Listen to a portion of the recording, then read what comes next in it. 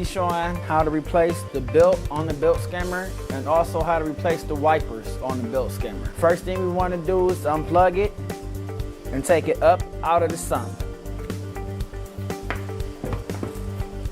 I recommend the best way is turning it upside down.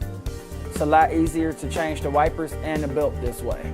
As you notice, we have a set screw here, so let's go ahead and unloosen that. To get the belt off, you want to take the foot and just push it down. Don't need a lot of strength to do this.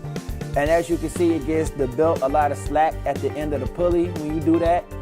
And now I'm just going to grab the belt and just take it off. I'm going to get my new belt. I'm going to put one end on the top of the plastic pulley. Same thing as I did before when taking it off. Push it down. Make sure our belt goes in between the wipers, around the metal pulley.